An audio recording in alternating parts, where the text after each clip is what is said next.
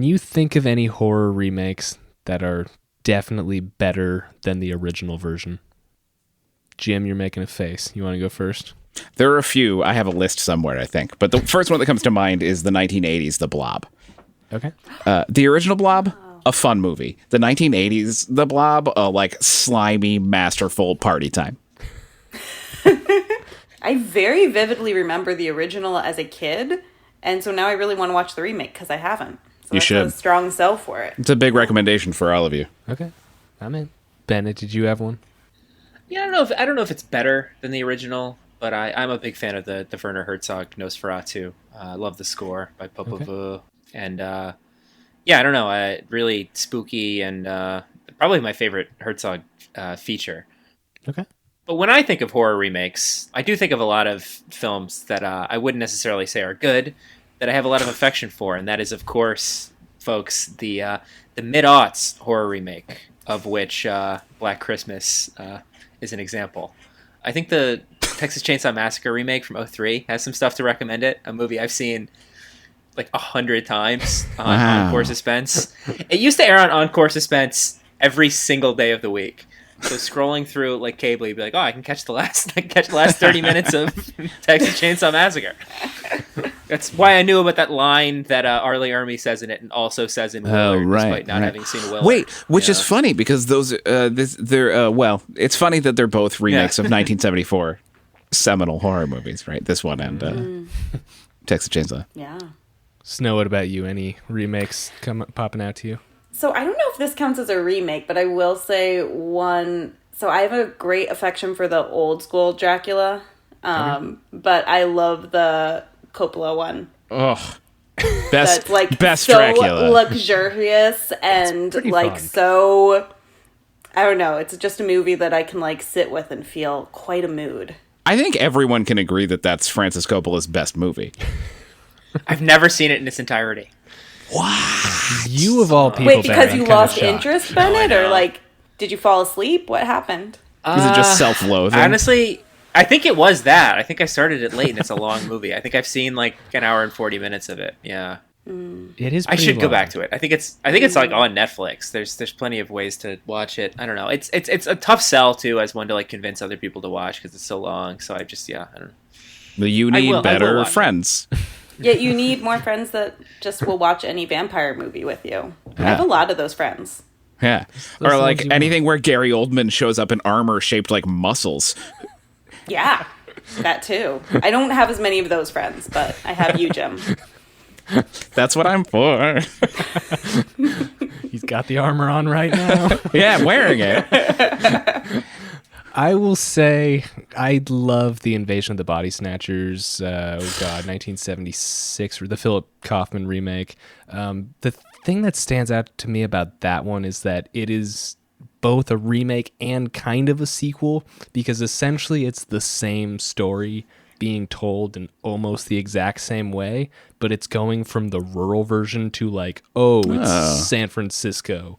I wrote about that for October Horror a few years ago, and I was gonna say I never thought about it that way, but I'm exposing myself as not having read your piece from a couple of years ago. What a terrible friend I am. It's fine, Jim. Yeah, I don't care. I'm gonna go back and find it. I'm gonna read it as soon as we stop talking.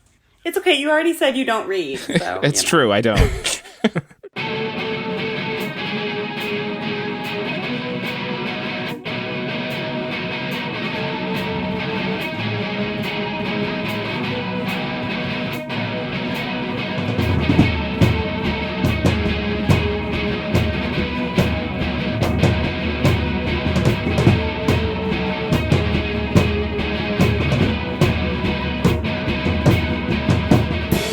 Welcome back to Split Picks. We are continuing a conversation we left off yesterday. We talked about Bob Clark's 1974 Black Christmas in the last episode, which Bennett called it the greatest movie of all time. It's my second favorite horror movie of all time. There's some high praise being thrown at that movie. It's kind of an indisputable classic. But we're here now because in the years 2006 and 2019, there were remakes of this movie. So we're diving into those.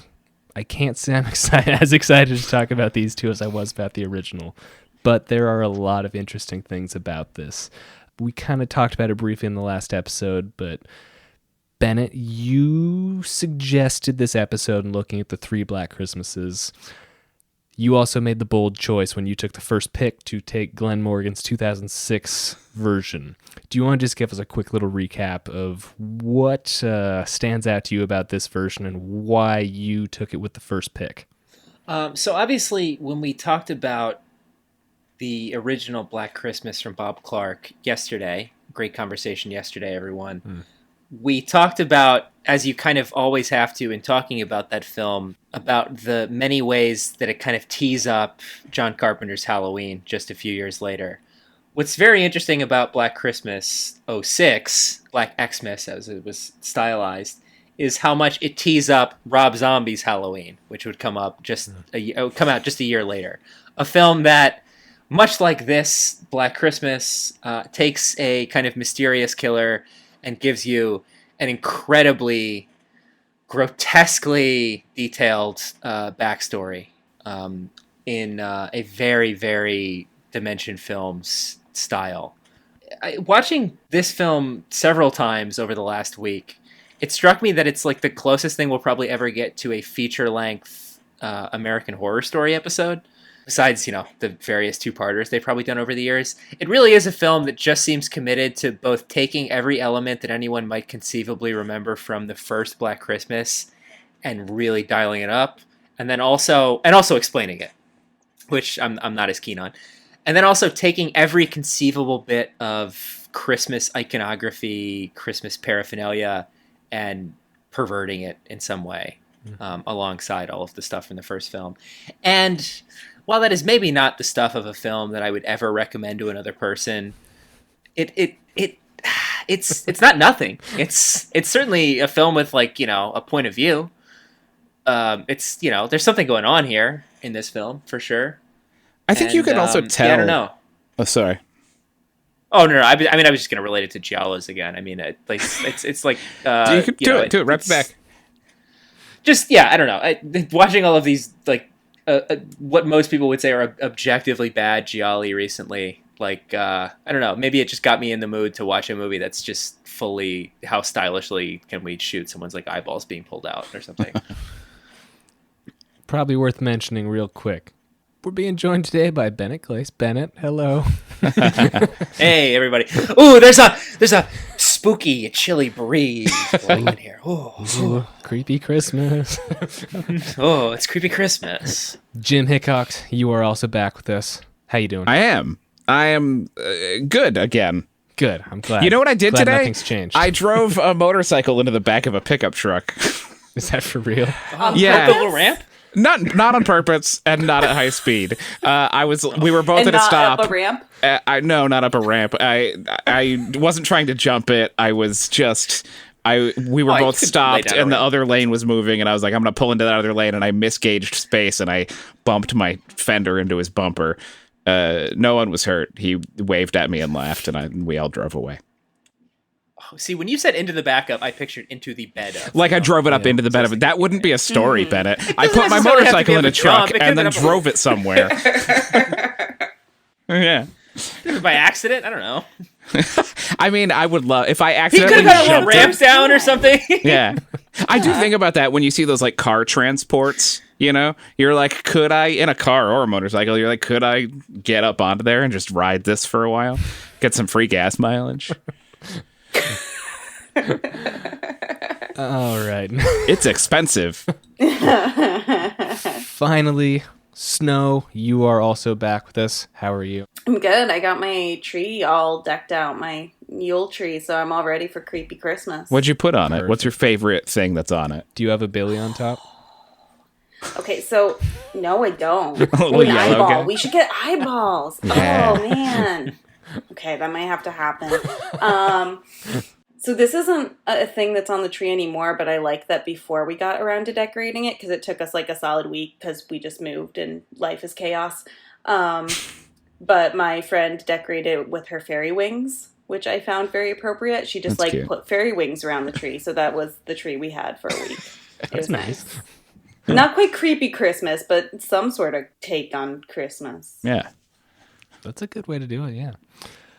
So, Snow, you had the second pick for the Black Christmas choices. I did. And you went with the 2019 version. Yes. What is it about that one that you wanted to talk about, and what stands out to you? So what stood out to me was that I thought it was a lot better, and I liked it a lot better than other things that are kind of like slapping you with the be woke fish. Yeah, I felt like it was well done in many of the scenes, and I kind of liked it. Like the 12-year-old girl in me, I was like, yeah, I would love to see a movie like this when I was first like starting to watch horror movies and things, which I did far too young. Yeah, no such thing. And then I also just didn't want to be a coward, like I said last time. So we got one of those. So. Hey, Jim, in your defense, you didn't get to pick because you had the. I only pick. like good movies. Well, we are going to talk about the two others, and I think we're going to have some fun stuff to talk about. So I will not lie. I'm actually excited to talk about both of these. They're really interesting. But Bennett, I wanted to start with this because by all accounts, Glen Morgan's 2006 version is a sequel that was made decades after the original, but it shares the name, kind of like how Scream, Halloween, and basically every horror remake or sequel right now is doing.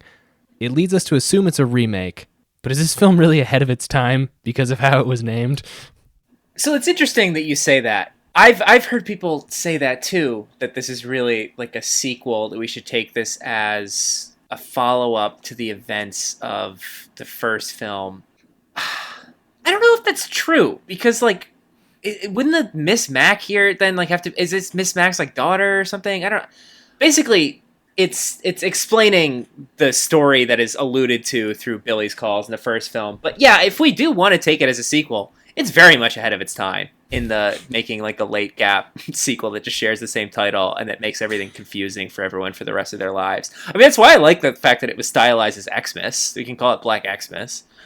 In this movie, Billy is explicitly 36 years old, which would put him at, 4 years old in the first movie? yeah. Also, it explains a lot. Like they over-explain, obviously, in this movie all the time. Like, they don't give you a second to be curious, and I feel like they over-explain to the point where it couldn't possibly be a sequel. Yeah, agreed. Because they're I don't know who's saying that, but they're crazy. That Billy had. Totally crazy. And he's coming home, and like, yeah. Yeah, so Anyway. this movie, as you said, Snow, like, it explains everything. I call it a sequel because it does follow the story, and I don't think I'm just going to come out and say it. I don't think this is a very well-made movie, and I don't really like its approach. We got that. Bennett, I know you have some fondness for it, but let's start at the beginning. Why don't we just talk about what's going on in this movie, and maybe just why is this called a Black Christmas movie? Sure, yeah. I mean, this movie follows the same basic premise. It's a sorority house full of women who are about to leave for winter break. But in this version of the events, they know there is a killer named Billy who is famous for having lived in the house. And they're sort of slowly getting picked off in the sorority house is kind of intercut with both Billy escaping from an institution in the present day and also flashbacks to throughout Billy's incredibly sordid upbringing, which, like I said, seemed to sort of fill in the gaps, flesh out the narrative that's implied by all of the obscene phone calls in the original film. And Bob Clark even says in one interview that like he in his head had like a narrative for Billy, which I think is interesting. Can I interrupt briefly? And I just want to plunge in there because the fact that they know that there was a guy named Billy who was a murderer in the house seems to, at face value, lean towards like, oh, maybe it is a sequel. But in this movie, they explain it's not like he did a murder of sorority girls. He murdered his family in this house, which at that point in time was a family's house, and then was put away. This is his first time, presumably, murdering sorority girls. Didn't they say? Yes, and it was a very well documented murder. They know every detail. Okay, I should also say I watched this movie while I had a fever. Might be a little fuzzy. I'm a little jealous of your fever. Yeah, me too, man. It sucked. No, I mean for like the watching of the movie. For cinematic reasons, yeah. Yes. Okay. I feel like I could have maybe liked it more had I been feverish. Well, it's also sequel-like in the sense that it's a movie that is very aware of the existence of Black Christmas. Well, like, even in the flashbacks, there's that scene where he shouts like, "What your mother and I must know is," which is like a weird non sequitur that Billy yells in like the phone calls. Just such a reference for no one. Well, just completely. I do think that the like biggest recommendation I think about this movie, or at least in my view, is that it's clearly made by dorks who love Black Christmas but don't understand how to love movies, right? There's so much in it. It's like really a love letter, but in a way where they're like, I love this movie, but it just left so many things out that should have been in it, like all of the details about it. It is really fan fiction-y. They're really diving into a lot of stuff that it's better not to have, but their dorky brains thought was important, right? They're like, this is my version of all of the things you don't learn in the original movie, right. Not realizing that no one cares what their version is, right? Like that's the allure of the movie. Bennett, can you just give us, you mentioned the last episode, can you just give us a quick overview on who Glen Morgan, the director, is and his other projects? Sure, yeah. He has just one other directorial credit, which is, or at least film directorial credit that I'm aware of, which is the remake of the film Willard, which is another sort of cut from the same cloth film as this Black Christmas.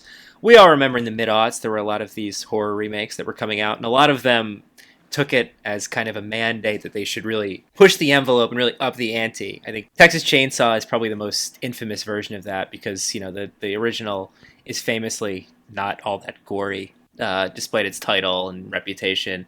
And the remake has, you know, multiple people getting impaled on hooks and a lot of like limbs getting severed. And you really see Leatherface take off the mask. So Glen Morgan is somebody who's kind of steeped in that world of mid-aughts. He's been a pretty prolific writer on TV. I think he's written a fair amount of like the newer X-Files.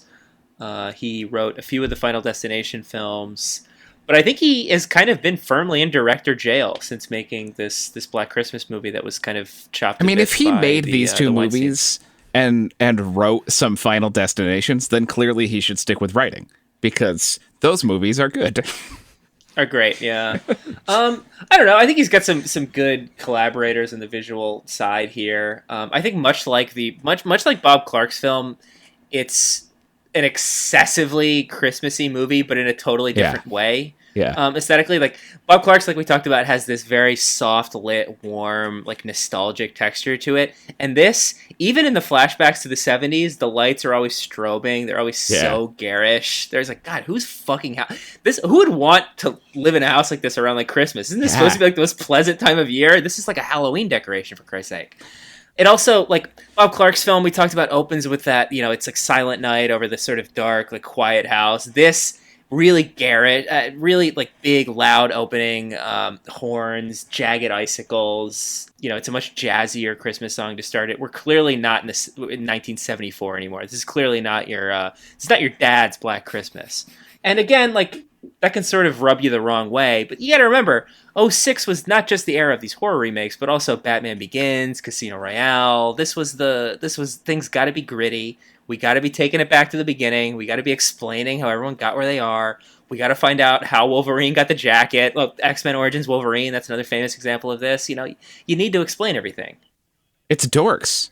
It's all dorks getting the reins to franchises that were good. Well, also, the fact that Bob Clark gave me his blessing. Bob Clark famously gave me his blessing. He told you to watch this film. No. Bob Clark's ghost came to me last night and said, "Bennett, the 2006 film, it was my true masterpiece." But he gave this film his blessing as like a producer of some sort. Yeah. I don't know. I mean, it seems like the line on that is that he was not everyone seems, and again, this is probably just they want to fondly remember the dead, but everyone seems to say that he was not a John Carpenter. And folks, we're on radio here, so you can't see what I'm doing, but I'm putting my hand out and then pointing my finger in it. How many Porky's movies are there? How many Porky's movies are there, Bennett? 2, I think. At least 4. Are there really? Oh, are there? Yeah. I know there's 2 baby geniuses. The fact that a couple baby geniuses. Bob Clark needed to feed his family, and there's no shame in that. I don't know. I like to take his blessing as a sign that he maybe thought that the flashbacks and stuff were onto something, which I don't know. Maybe speaks poorly of where his head was at in '06, but it inclines me to give this movie a little bit of the benefit of the doubt as far as some of its wilder choices. I would believe that he was at least like, maybe these kids know something I don't. Yeah. Let's see what they do. So, Jim, we talked briefly a bit about how, whether it's true or not, there's a legend that Bob Clark was talking to John Carpenter about how he might possibly follow up Black Christmas, and he thought, well, it may be this movie called Halloween. But the other thing he said is that it would be about Billy escaping from an institution, and then he goes on a murder spree on a different holiday, and that was the whole how Halloween, talking about it as a title, came up. Yeah. But Bennett, you mentioned this movie is about Billy escaping from an institution, and he goes on a murder spree. But there's some weird, twisted details that we'll get to. I did hear, just to jump on that, I did hear that Glen Morgan said that Rob Zombie wouldn't have made Halloween, except that Glen Morgan was talking about if he was making a sequel to Black Christmas 2. That's awesome. He would have had Leatherface take his mask off. That's what he said. But you mentioned he was an executive producer on this, right, Bob Clark? Mm-hmm. Yeah. So do you know if he had any say in the story, or was he just kind of there to have his name attached? I don't know. I mean, I just have like what I've read from articles and people commenting online saying that their sense is that Bob Clark was a little more pro the direction they took it. But that interview where he said that he had a narrative for what the calls were supposed to imply seemed to suggest for me that maybe he was like on board with like where they took it, at least. I mean, he also knows, right, somewhere that like no matter what they do, his movie is still there, right? So it's like they can explore this world in whatever, as with fan fiction, right? They can explore this world in whatever they want, and that doesn't take away from what already exists. I mean, I think he knew that like there's no such thing as bad press. Like this movie existing can only draw more attention to his film, right? You know, and if people love this film, they go back and watch it. If people hate this film, they go back and watch it, and they like it all the more. I mean, that was maybe certainly he my signed on experience. to it knowing it'd be terrible, so that people would look at his and be like, "Look how good it is." Possible. Again, I mean, it's already good, but No, that was my next thing, because we'll kind of get to the reaction to this movie later. But I read that because this movie did not do well monetarily or critically. And I read that before he died, Bob Clark had started working on an actual Black Christmas 2 that he was planning to direct, but he died. Bennett, I didn't go too deep into that story, but did you come across anything about that? I've heard that too, and I wonder if that's a little bit of an urban legend. I've also heard that there were going to be remakes of Death Dream and Children Shouldn't Play with Dead Things. He's probably in talks with various people at various times for all those, right? Yeah. Probably. Yeah. He's a great what if director for sure, because he died, kind of tragically and untimely and tragically. He was killed by a drunk driver in I didn't know that. 2009. me neither. Yeah, That is sad.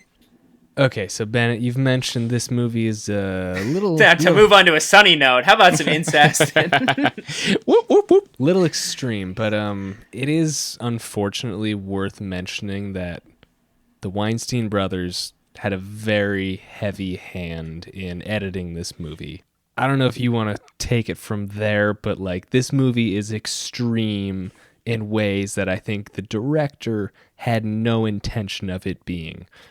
So, in addition to everything they're now infamous for and were infamous for a long time when it was like an open secret, I think the Weinsteins were also infamous for having a pretty heavy editorial hand over both films that they commissioned and films that they bought. And this is definitely one where that was the case.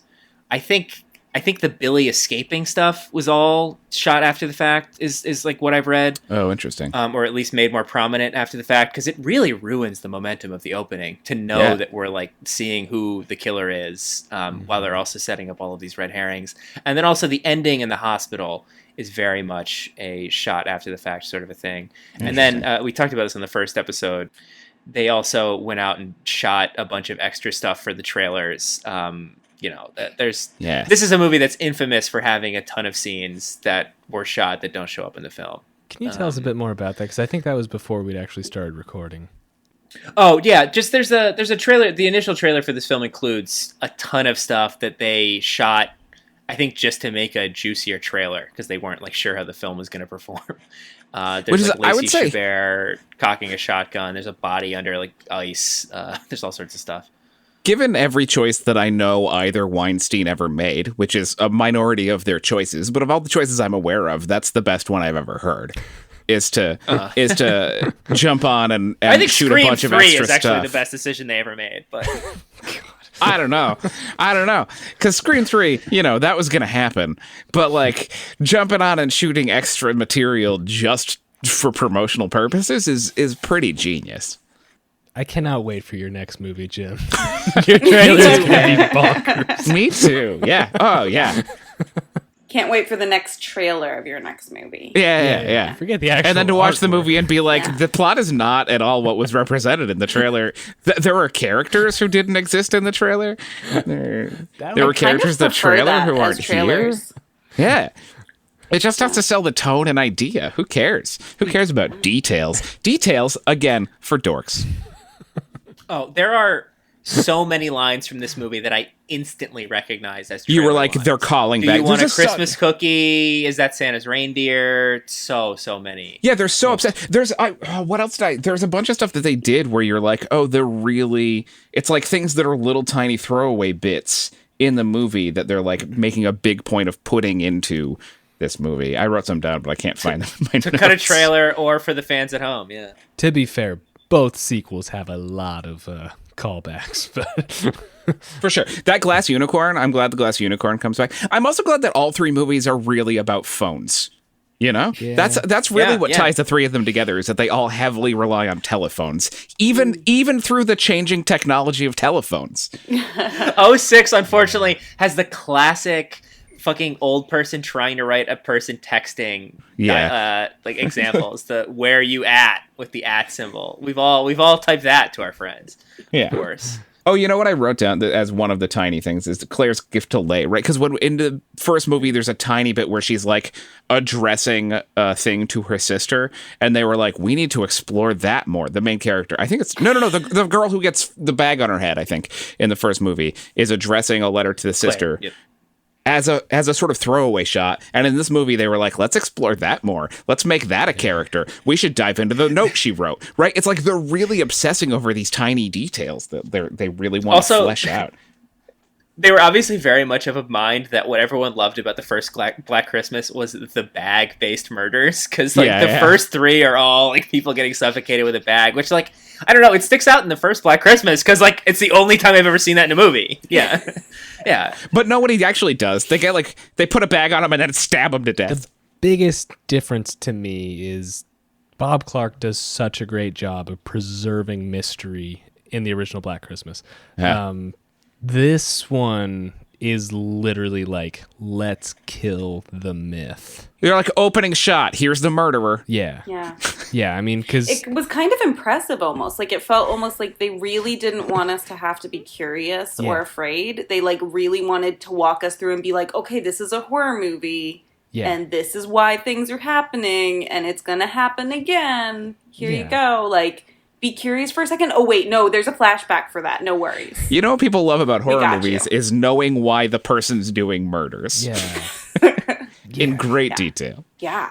Everyone loves the last scene of Psycho. It's everyone's favorite scene. Yeah, exactly. Everyone's favorite scene.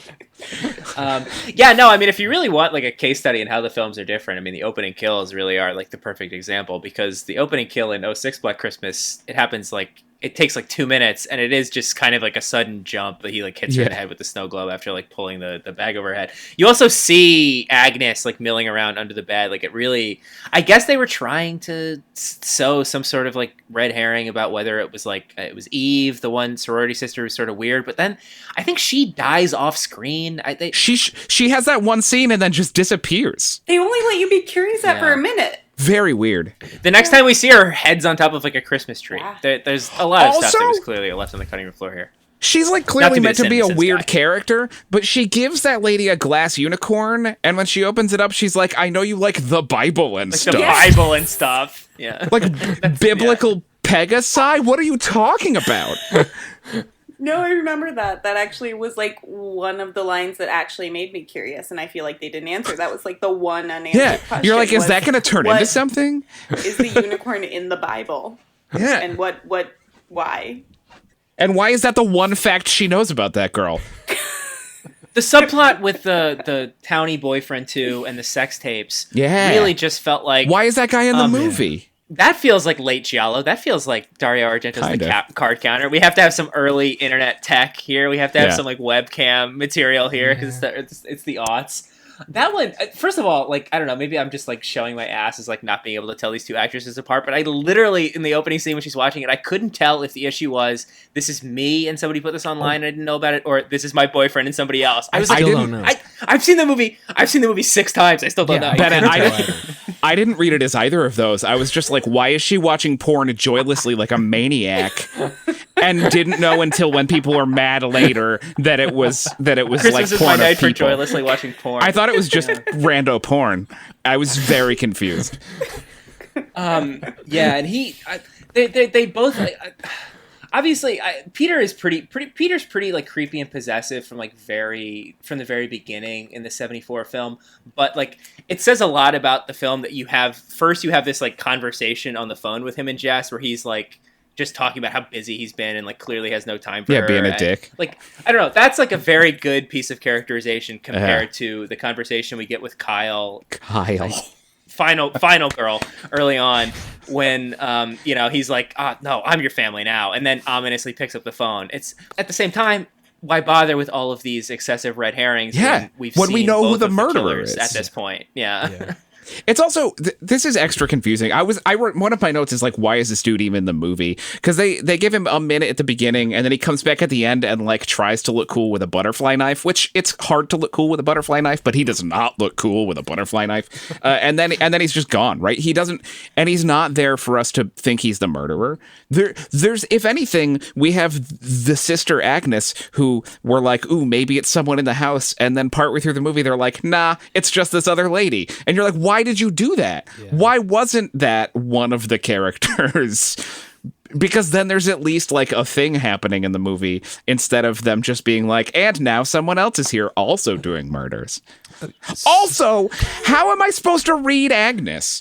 Is she meant to be a trans character? Is she meant to be a man who's cross-dressing? Am I meant to read her as a cis woman?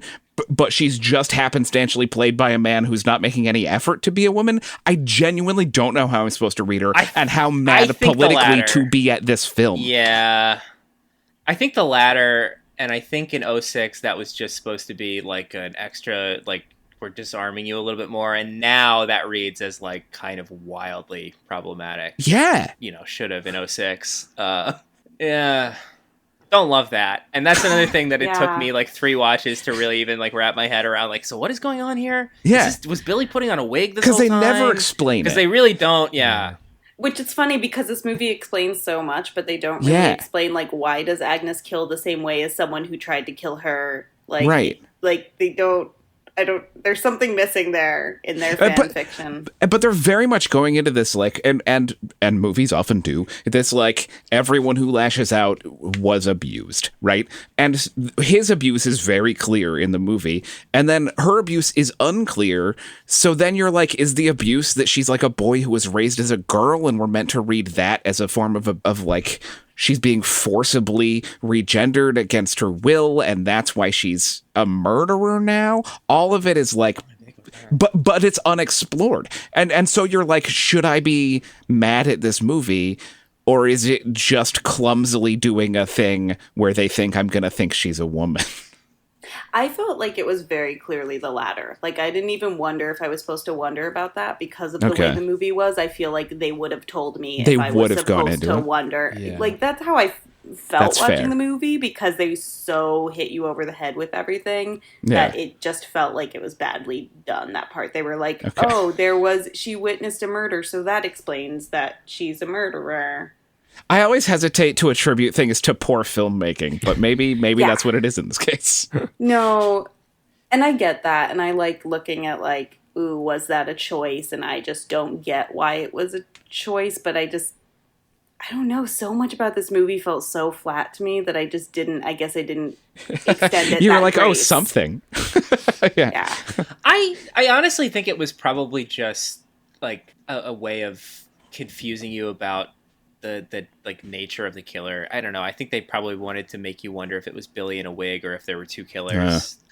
Yeah, not a great choice. Whatever the. But it's also, I don't know, maybe they had an actress quit and they had to just put a guy from they're the like crew they grabbed a in the grip. role. Who knows? It's possible. I don't. Bob in Twin Peaks was cast at it. To compare this to Lynch again, was cast. They were like, you were in a guy shot. in the crew that looks good. Yeah.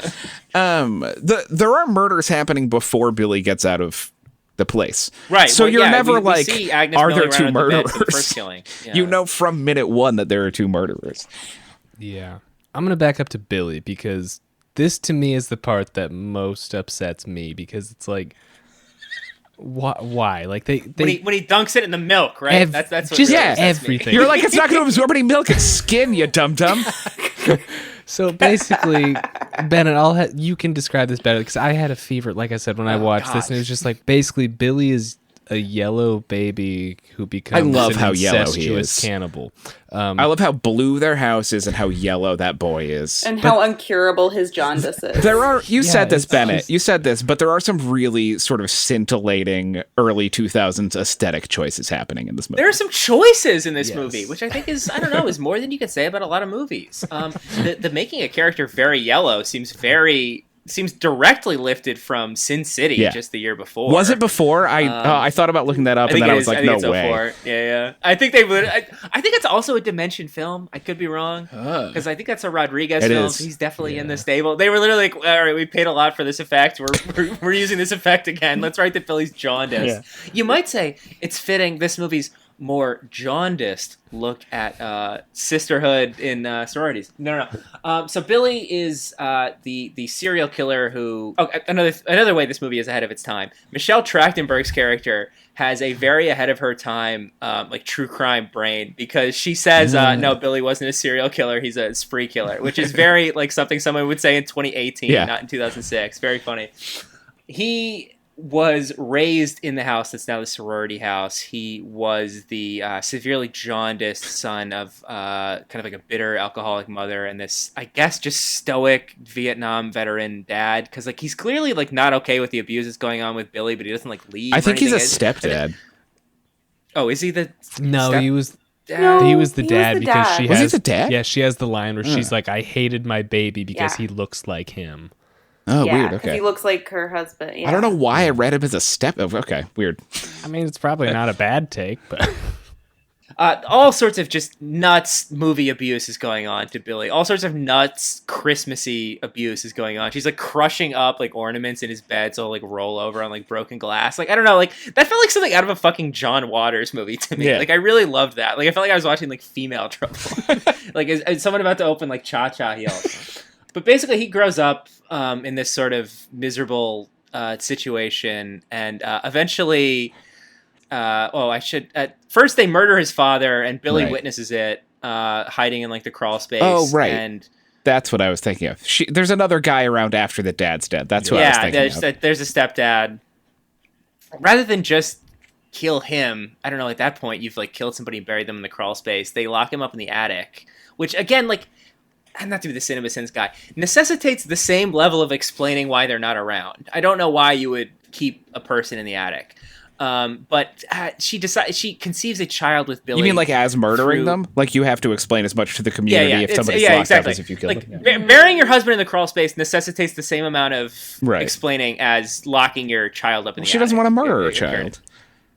Oh, I don't know. She seems like she was crushing up ornaments into his crib. I feel like I don't know. I feel like poisoning him is like not a leap from that point. But anyway, she then conceives a child with Billy through incest and rape, and has the daughter she always wanted, Agnes. And then basically years later, when Billy seems to be, I don't know, like maybe like in his like 20s almost.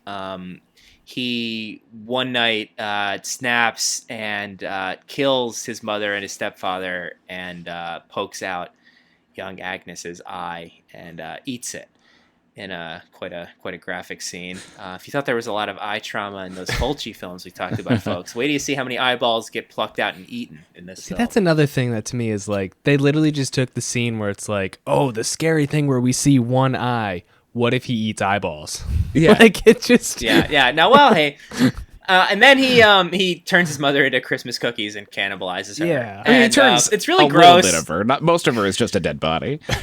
I guess it's mostly just like skin. Yeah. But yeah, the cutting with the Christmas cookies is really visceral. Yeah. But what really gets me is he dunks it in milk and takes a bite, and you get a close up of teeth. It's really, really revolting. Yeah. I think my disdain, my disgust around the subject of milk has come up on the podcast before. Many I feel like times. We talked about Neil Young. We talked about the milk. Yeah. Really bad. That's the one scene for me. If I'd been in a test audience, I'd have been like, "Lose the milk." Incest fine, jaundice fine, milk Gross. No. We should probably wind this movie down. I'm so glad, before you stop us, I'm so glad that they brought Andrea Martin back. I love Andrea Martin. Big SCTV fan from Small Times. I'm so glad they brought her back to be the house mother, and I'm glad that she doesn't... The first house mother, I don't remember her name, Mrs. Mack, right? Mack, She dies pretty early in the movie, and in this one, they're like... pretty brutal, They're like, we're keeping her around. She's fun to hang out with. She doesn't die until pretty late. And she's not killed by anybody. She just gets freak accident She gets kind murdered. of a fun comedy death. She doesn't get like she doesn't get like split open or something. Yeah, she gets killed by an icicle. Yeah, randomly falling. So a little bit of a weird and bummer. random. Yeah. Well, they show the icicles so many times. It's like, well, something's gonna... I figured like they'd like stab Billy with one, but it's like... But that's a very like Giallo move. Really? This like fetishistic close up of something that's gonna end up, It's also a very Giallo open, move to be like random death in the middle of all of this very intentional death, right? It's like, what are the chances? Yeah. Die by icicle with 2 murderers in the house. Right? Can I just say the part that bothered me the most? I've seen this movie 3 times and I couldn't remember a single person's name. But one of the women is smoking. Besides Kyle. Yeah, so one of the women is smoking on the front porch and like the icicle drips and like puts her cigarette out. And so she just like perfectly drops it through one of Billy's like peek holes in the porch. It's like, really? No. Oh, I like that. I think that's a nice move. He also at one point is looking through a tack hole. I feel like I'm being the cinema sense guy about a movie that I like, or that I thought. Well, I'm defending. I do think there are so many peepholes in that house that it's weird that no one is questioning it. Right. Yeah. They're everywhere. Piles. Yeah. I will say, at least they show a pile of butts down there, so I think that's the hole they put the cigarettes in on purpose. I believe that that's a regular. If she's like, drop it down the hole. Still, it's just But like, yeah. no. It wasn't a great scene. But also, you're right that like direct line between the 3 means that Icicle was dripping straight in Billy's eyeball until he dropped the cigarette. So I think this is probably going to come as a surprise to no one. Jim, you look really excited. What's up?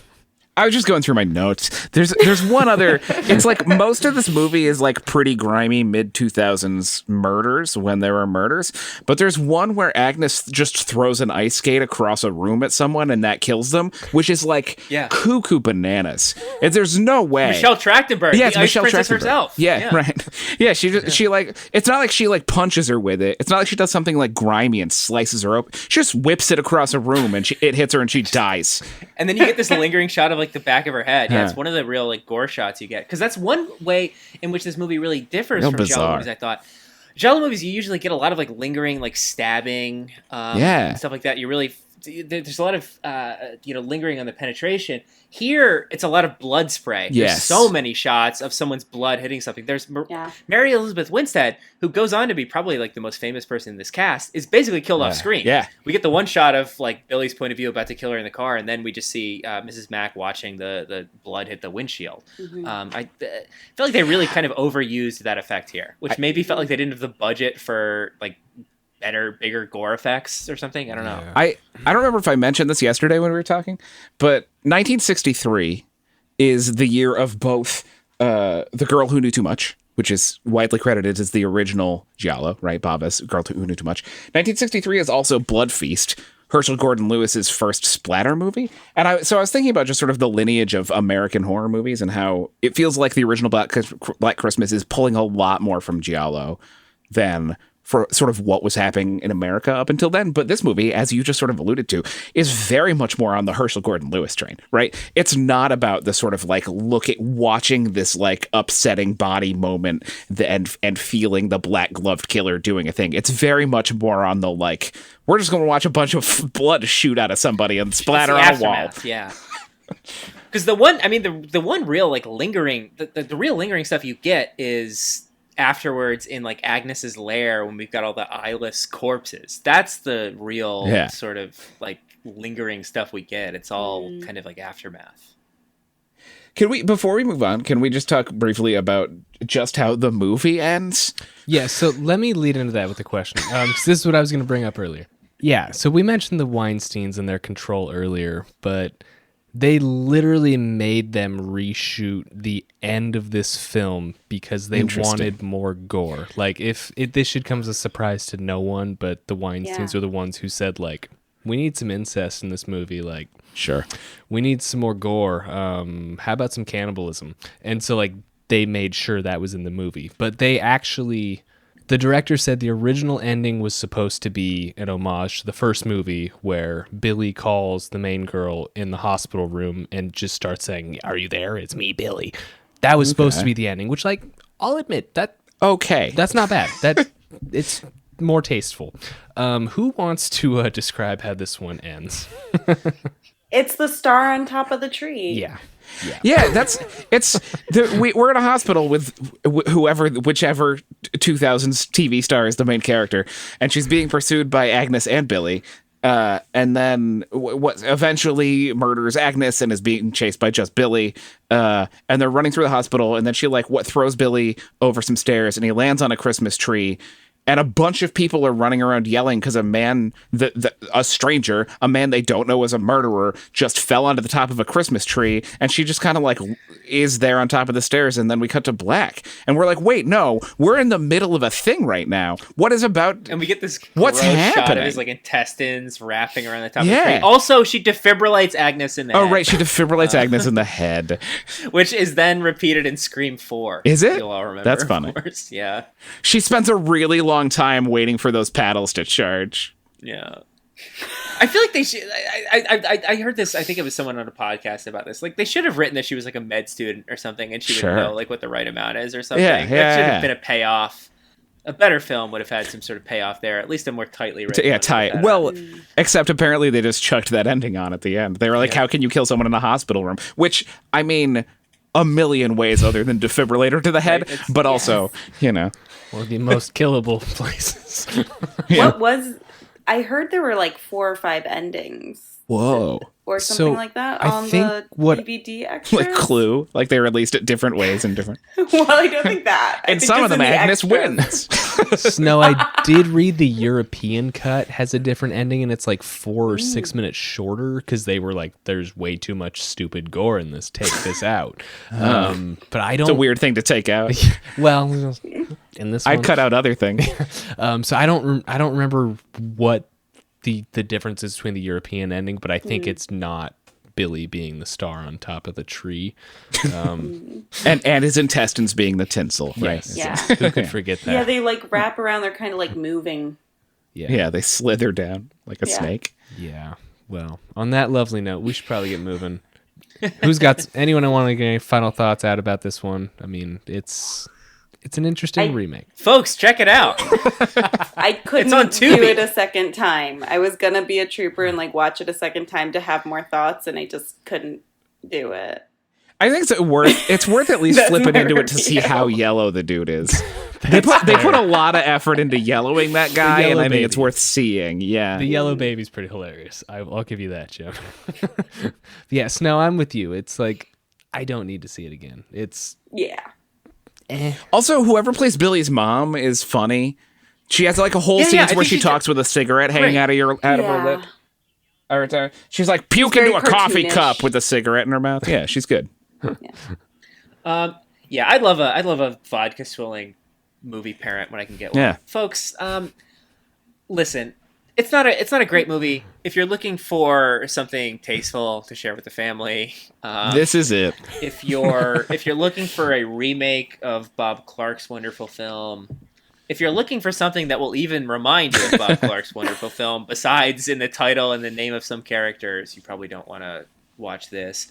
But honestly, if you want to see the mid-aughts horror remake, the wildly mean-spirited mid-aughts horror remake taken to its apotheosis, I don't think you can do much better than this. I don't recommend watching it as many times as I have. I don't recommend buying it on Amazon, but watch it once or twice. It's on Freevee. You can watch it with ads. I unfortunately, one of the reasons I had to go look and see if I could rent or buy it is because of the you know how like it'll like auto start stuff when you're on the credits on like streaming services. Yeah. I'm stuck in a spot playing Black Christmas on Freevee where I cannot rewind to get out of the starting the next thing. I'm just fucking stuck. I've tried it like 10 times.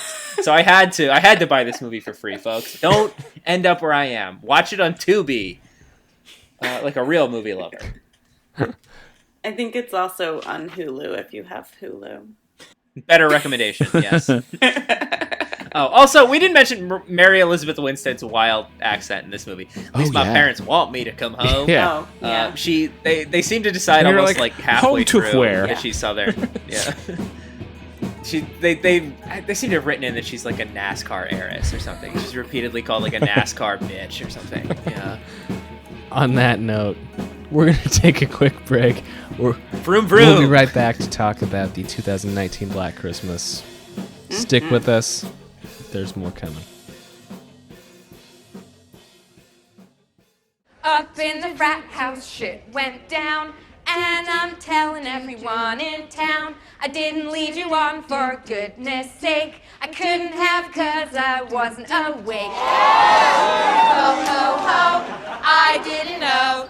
Ho, ho, ho, I didn't know. Yes, up in the frat house, click, click, click. What you guys do in here is sick. Protecting you, no teasing. All right, so we are talking about the 2019 Black Christmas now. So when this movie came out, literally everything I saw about this movie was people calling it the hashtag, and they pretty much all said hashtag the Me Too version of Black Christmas. That was all I knew about the movie until I watched it recently because I didn't know anyone who had actually seen it. How do you feel about how this movie was rolled out, and did you see it when it came out, or did you see it more recently? I did not see it when it came out. I don't think that description is wrong. Well, definitely. It has a lot of things that are very much like, here is a direct commentary on a thing that happened this year that this movie's coming out. Right. Mm-hmm.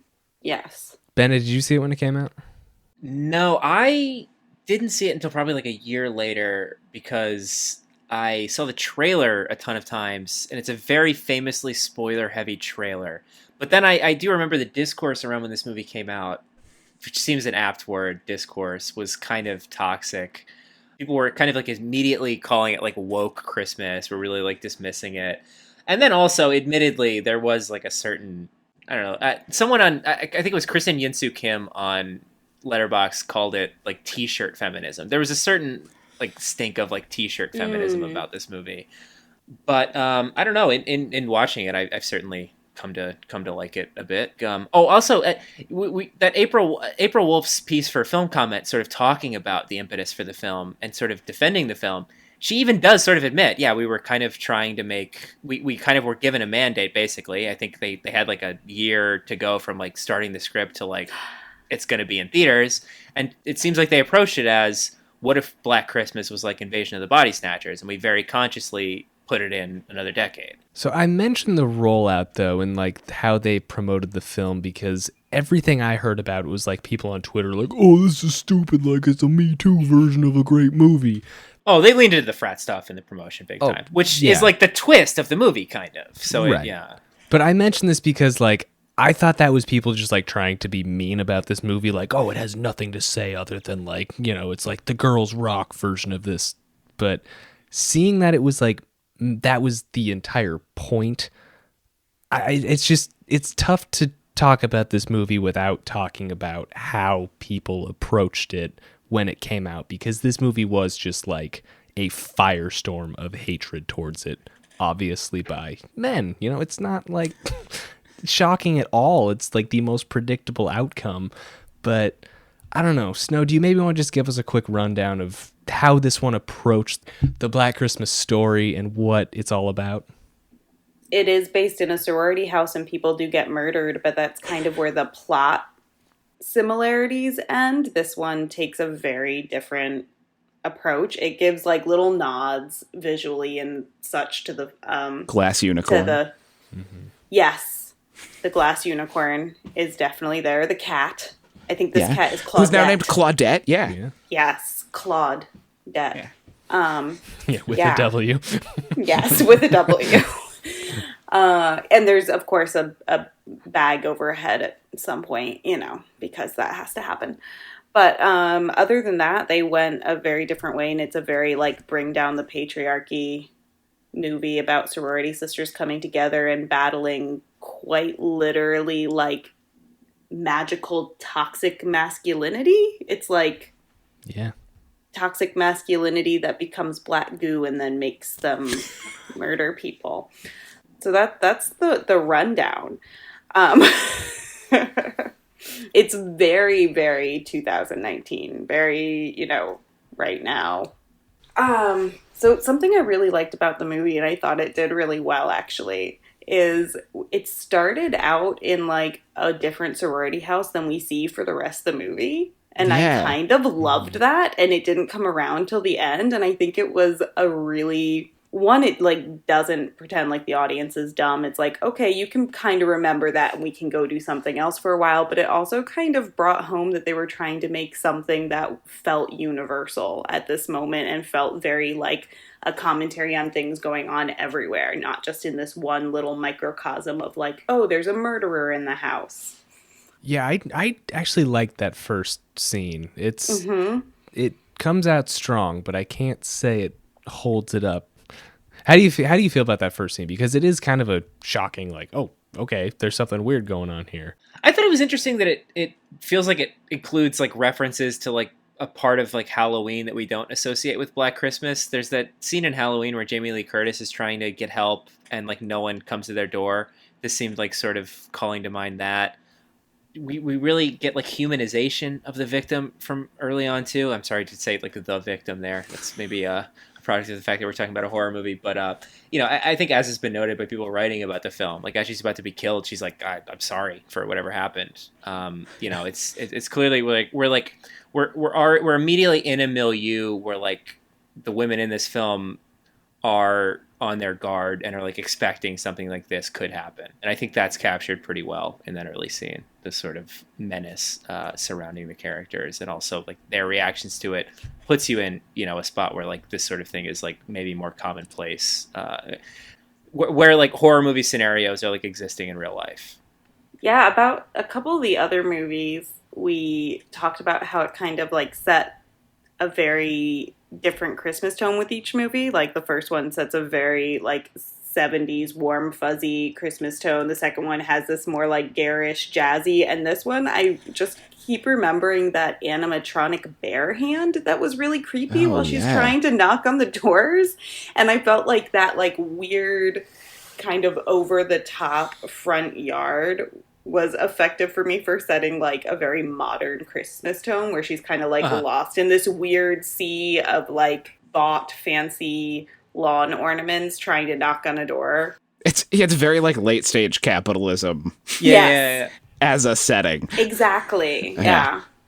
It's a fun juxtaposition too, because it's like here are these people who are like we're the fun neighbors, but like someone in our neighborhood is like knocking on our door for dear life, and like I'm not gonna put my slippers on and go check the door. Fuck that. Well, and then doesn't one of the like robed person, and then a robed person like knocks on the door. Yeah, answers the door. Yeah. Who I guess we eventually find out that's sort of supernatural, but at that point, you know, not knowing that, it creates like it makes this sort of milieu sort of sinister. And I also, it's not a very Christmassy movie in terms of the aesthetic compared to the other ones. There's not a lot of like Christmas lights or anything. To me, it really perfectly captures like college at winter break, where you're just like, oh right, it's December 19th. Up until yesterday, I was thinking about, you know, the classes I'm taking, and now it's like, oh right, it's Christmas, and I have to go home and, be immersed in Christmas. Like it captures this thing where it's like all you have to show that it's December 19th is maybe a couple of houses like in the town nearby have their lights up, and it's unusually cold. It's like a winter aesthetic, but not like this warm holiday aesthetic. And I think, and then they like try to put up a tree. Yeah. That was a nice little college scene where it's like they kind of don't know what they're doing, but the Christmassy stuff here feels like forced. It feels like it feels like it's either like a college trying to. It's either this like old stone like, imposing college trying to put on like a friendly aesthetic, or it's college students trying to be like adults having like a Christmas at home sort of. We thing. Can cook a ham. Yeah, it does do a good job of that sort of being 19 and trying to figure out how to be an adult person.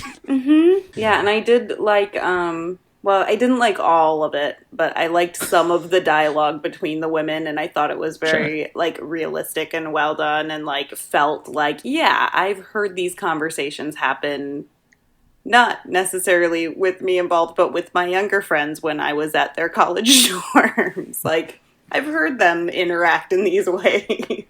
It's true. It's Bennett mentioned with the last one. There's like clearly like adult people trying to write text messages, and you're like, that's not how people text each other. But the parlance, the like manner of speaking in this feels very honest to people of that age at that time, which I'm an old man, so like I'm maybe not the most in touch, but to the best of my understanding, it feels like pretty on point in terms of how people actually talk to each other, which is rare. It's rare to watch a movie about people who are like college age and be like, these people look and act kind of college aged.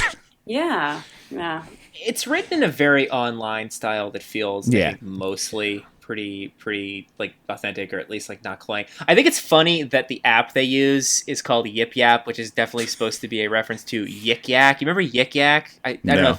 I might be the only person who was at college when Yik Yak. You were also in college when Yik Yak was around. Yeah, Craig. So Yik Yak for Snow and Jim was like a location specified Reddit, basically. And one of the first big changes they did was they made it so you couldn't use it on like high school and middle school campuses, but basically it was like a Reddit localized to your college campus, and you could do like threads, and then so you could only talk to people who were near you on it.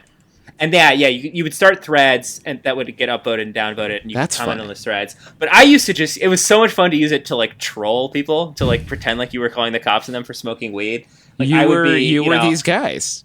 Yeah, I would love. I would post on Yik Yak, like, well, except like you didn't have a name associated with it. It was all totally anonymous, and I think that's another change they made eventually. Is that they like, but Yik Yak was truly like the most short-lived, most toxic social network ever. It lasted like a year.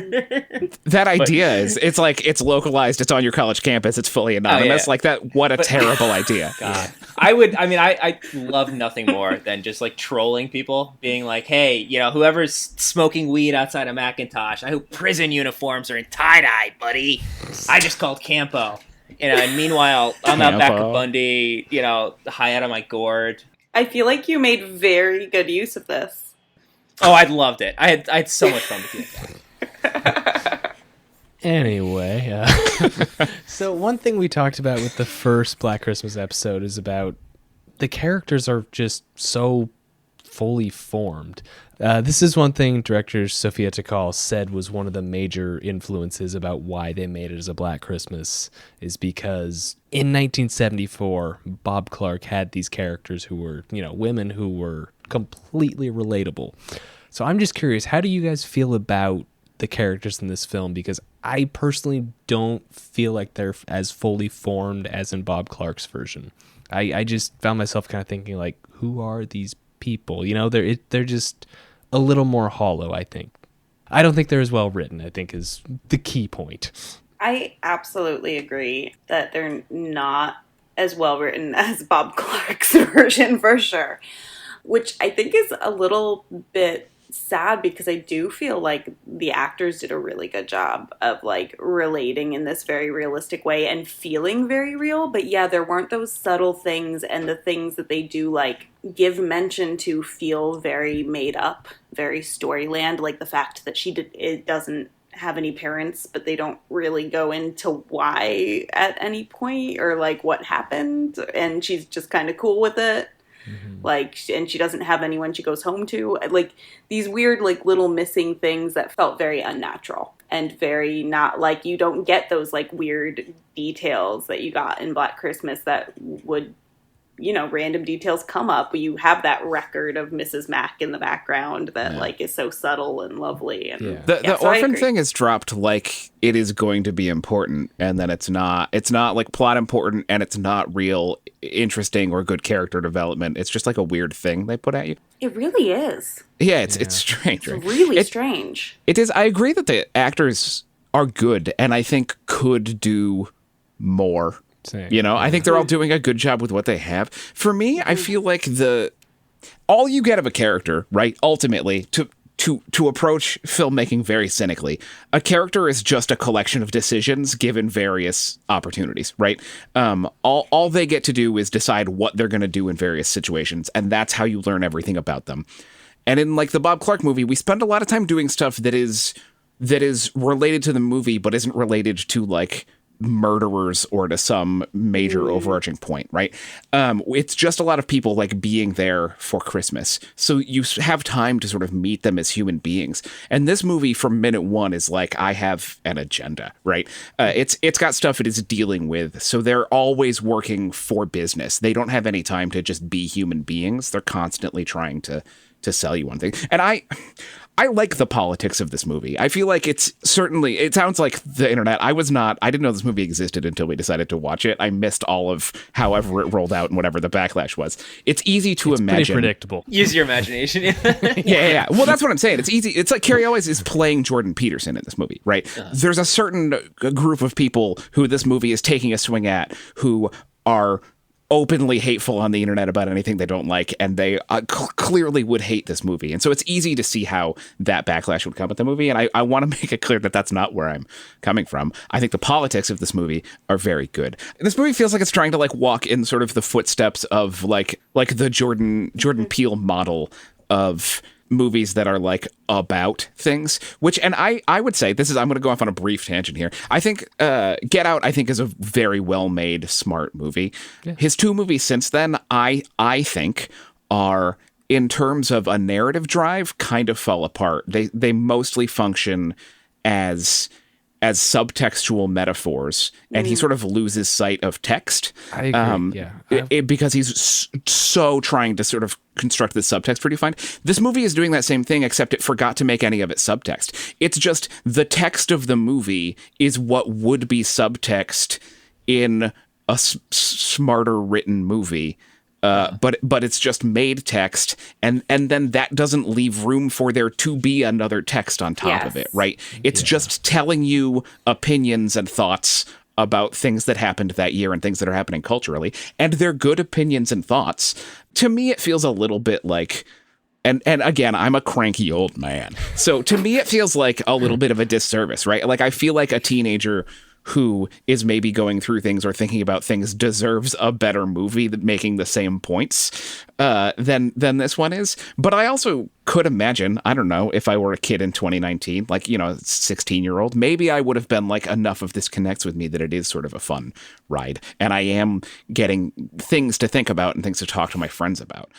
I think I would have loved it as like a 13-year-old girl. I think I would have loved it. Okay, good. And I think this is what's key about it, is that even though I think the plot totally falls apart at the end, it is very silly kind of at the end with the goo and the possessions and whatever, and like how it works. I don't know. But it's a really fun revenge fantasy.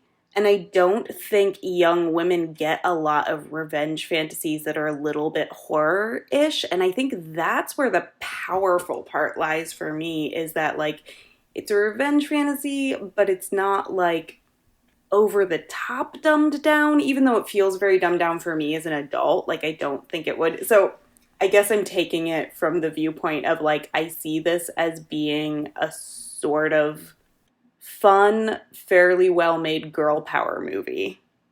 Can I just say, for context, it took us almost 42 minutes to bring up that the first Black Christmas has like this pivotal thing about abortion in it. We literally had to lead into this movie talking about the politics.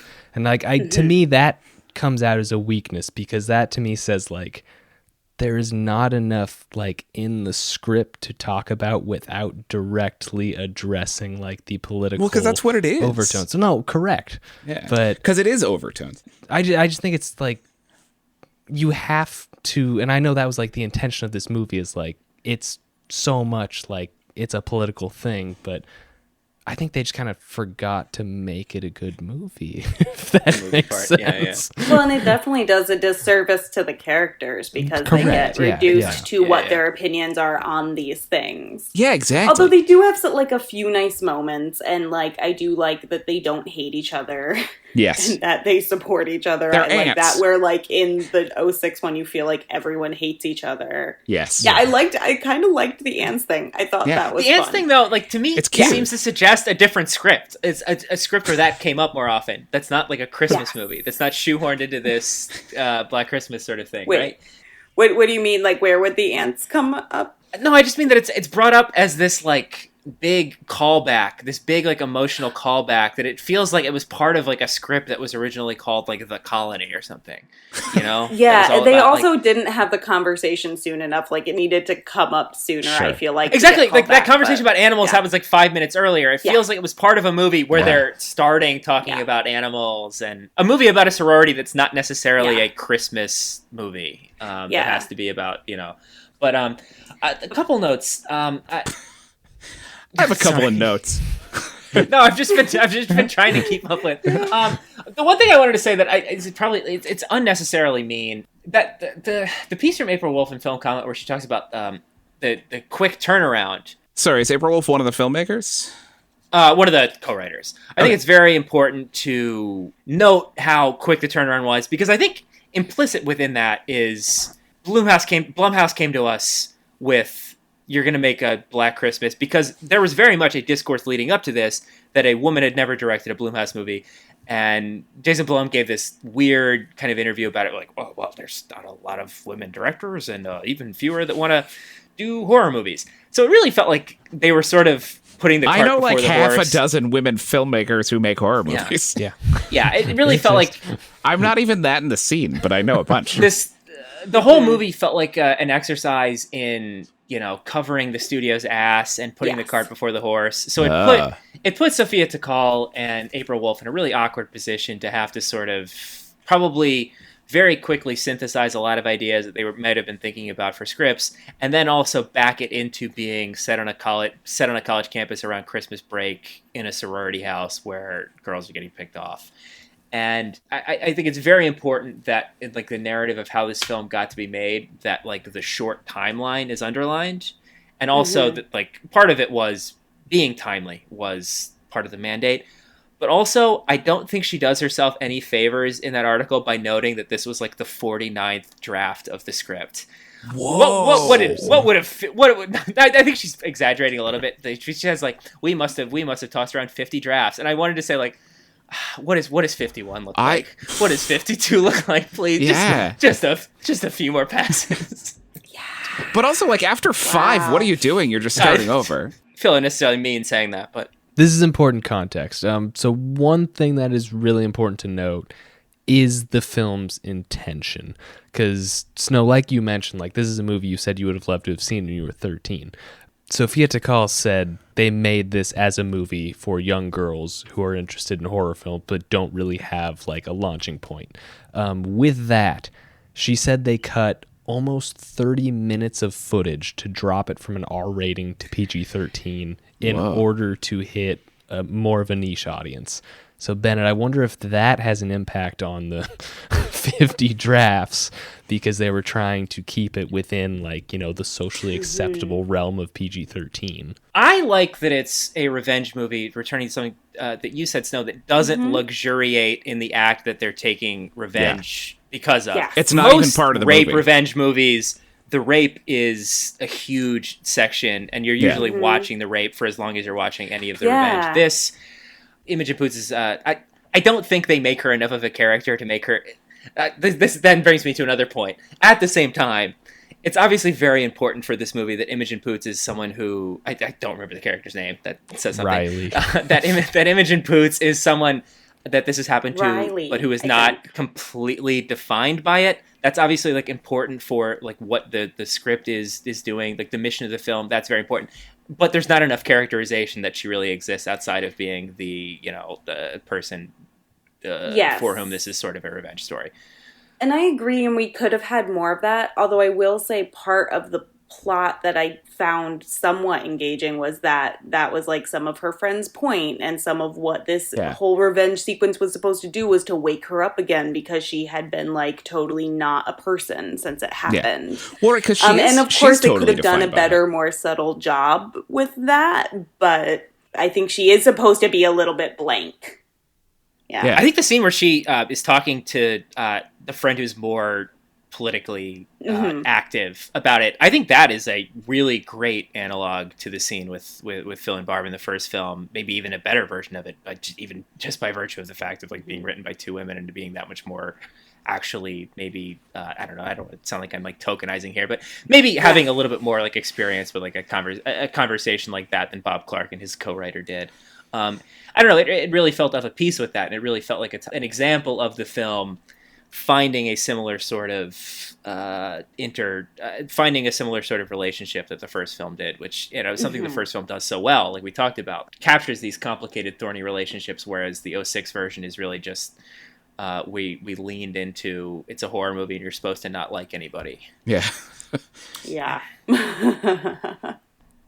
I kind of want to put all three of these in context quick. So given how they all approach the narrative, I mean, how do you feel they stack up against each other? Because I feel like the later two both have some glaring errors, and we haven't even really talked about how the 2019 one ends yet, but maybe just talking about the characters themselves. Like, how do you feel they stack up? Because I think I will say the weakest characters are in the second one, because they just, like I said, I didn't even know that the fun fact on IMDb was they were all named after like Christmas crooners. It's like, that went over my head. Oh. Weird. I don't even remember. Was one of them named Burl? That's their last names. Yeah, there was Burl and Frank. No, it was Presley, Crosby.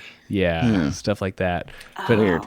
I'm really interested in how you feel these films approach the characters, though, because I don't think it's any question that Bob Clark did the best job of making them fully formed people who you can actually like root for. But the later ones, like, because I'm going to say the Weinsteins really did not do the second movie any favor, because you can kind of feel like there is a seed of some good intention in that movie that just was soiled. But the third one, like, I know they also had good intention. Like, all the interviews I've read with them, like, everything critical about the movie is like, they said like, yeah, we meant to do that, and it just doesn't seem like they got their mission fully accomplished. So how do you guys read these characters just across the three? You know what's weird about the 06 one is that Claire's sister is introduced with this big dramatic flourish as if she's a character played by an actor from the first film. I was very wondering. strange. Yeah, it seemed like she was important. They're like, here's I a can't cool remember the thing. actor's name. She is Glen Morgan's wife and is in like all of the films he's done. She's the teacher in Final Destination. She has like a horror movie that's name. funny. She's like Mrs. Luton or something. Yeah. So maybe they had wanted to cast like Olivia Hussey in the role or something. I thought they That's wanted what it us felt to like. think she was the other killer. I thought they were like, ooh, big reveal. She's the one who's been crawling around. Maybe they under just the wanted to make it bed. a red herring. Yeah. I feel like they're kind of equally sketchy in the second two. But I feel like in the 06 one, I hate them. Yeah, they just don't have a rapport or anything. And then the 2019 one, I like. I mean, I feel sort of paternal towards them. Again, because I'm 40. But I have. They feel kind of sketchy and like not real human beings. But I have like, they're human beings that I think if they were real, I would care about them in a way that feels like more realistic to being like a college student who's trying to sketch out. Yeah, they seem like human the degree beings. to which you're a human being, you know. Whereas 2006, they were all so despicable. Yeah. I don't want to hang out with them. Yeah. I felt like they were a step closer to real human beings in the 06 one for me. I think a lot of that might have been the performance and the way they played off each other. But also, like, so I wish that they had made choices about better small moments to show personality, but the moments they did show didn't feel like moments that wouldn't happen for the most part. Yeah. Like, some of them occasionally did, but a lot of the conversations felt like, okay, yeah, that conversation would happen. I just wish they had chosen a conversation that gave us a little more interesting clues about these characters. So I felt like they were a step closer, but still ended up being bland, and I don't know whether that was because they were rushed. Although I like the director's attitude. She was like, when is this going to feel like work? It's fun making movies. I'm like, I want to be that carefree. Yeah. But maybe it should feel a little more like Yeah, it should feel a little like work, probably. Yeah, just a little bit. So we probably need to talk about the big reveal, because there is no Billy in this movie. It literally turns into... There's a bilious slime. Yeah, it's more of a... Snow, you picked this movie. I'm going to make you tell us what it's about. What happens in the big reveal? Because let me back up and just say, because I think this home invasion scene, when it's like, oh God, the killer's in the house, that was actually pretty good. Yeah. Yeah. But then it goes downhill from there. Yes, I agree. I liked the movie better when I didn't know what was happening. Yes. When they reveal it, it felt a little lame and a little bit like underwhelming, and also like, oh, that's it? Yeah. Because they give this clue early on. The main character, Riley, Imogen Poots. Poots? She's got some poots. Like farts? Yeah. Yeah, exactly. So she witnesses this like sacred ceremony with the fraternity brothers, but we don't really know there's like real black magic going on, and then later we find out there is, and we're given little hints like that, oh, the founder of the college, because they're like worshiping the bust of the founder of the college, which the politically active one had removed because he was a slave owner and a misogynist, and apparently like would kill women who weren't subservient. A lot of fun facts about that guy we get.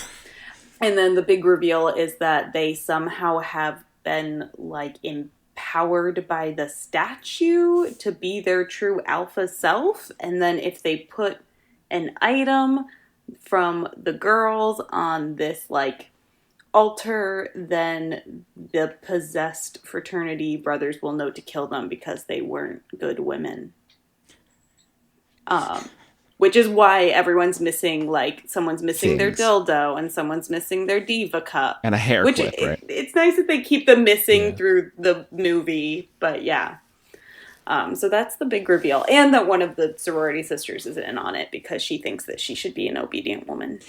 I felt like both of those choices were ultimately, to me, read as, like, kind of undermining the overall political thing they were doing, right? There's like because by being like these men are all intrinsically fine, but then when they're tainted by this black slime, it makes them evil. It really sort of limits, right? Like, because misogyny comes with privilege, which is just innate, right? It's a thing you have to know is in you and know you have to fight against. And I think that's way scarier than being like, there's a black slime, and if someone puts that in you, then you're bad, right? It really felt like it was like apologizing for most men to me. But then also in that sort of final scene where there's the one woman who's like, you could be a trad wife like me, and they're like, we'll show you, and they're like, we'll make you Imogen Poots, is that right? We'll make you subservient also. And then they break the other lady's neck. It's like, that's when you die, you escape. That's not what they should be like, we're gonna force you to be subservient. That's what's scary, right? That's what's evil and terrifying, is to make someone be less than. If somebody dies, then they're just done, right? They win. They got out. They beat the video game. Interesting. All of the ending choices to me felt like they were really undercutting what they were trying to do. But especially once making people subservient is like on the table as like something they can do. Yeah. I agree, though, about, like, it seems like it's, like, letting the men in this movie off the hook. Like, they're evil because they've been exposed to this goop, not because of, like, an inherent thing or any, like, decisions they're, like, themselves or, like, making. deeply entrenched societal everything from all of history, right? It's like, I mean, I think they were trying to have the goop be a metaphor, obviously. It just felt really limited to me. Yeah, of course. Toxic masculinity. Made manifest. My biggest question about the movie is like, because it builds this like, oh yeah, you know, she's the politically active one who like had this statue removed, and it's like making this. It just kind of reminded me of in the newest Texas Chainsaw remake, how they paint the guy who carries the gun with him to be like this bad man, because like the main character is a girl who survived a school shooting, and like the whole time it's like, what? This is actually how it goes. But they just paint this guy he's in Texas, you know, it's like he carries a gun, and they're like, why do you have a gun? He's like, you ever seen like a feral hog? That's, you know, reasonable. A little exaggerated, but that's like basically where the idea came from. But like they paint him to be this terrible man because he has a gun. And then once Leatherface starts killing people, he's like becomes the hero who's all of a sudden... It's like, oh, right, good man with the gun? Yeah, but like I've never seen a movie that's been more like, oh my god, guns are good and have a purpose. But it's just like, I don't think you realize how lost your political message gets when you do the movie this way. Because it just like, seeing this was like, so is the moral of the story... Well, that other girl is the main character, right? She is the one who like ultimately saves the day. And right, who, like... but just seeing how like, so they remove the statue and then all the bad stuff happens. So it's like, is the political message like, leave stuff in place? Like, I just should left keep with these like big dumb gestures so it doesn't get worse. Yeah, it's very, very strange. Yeah.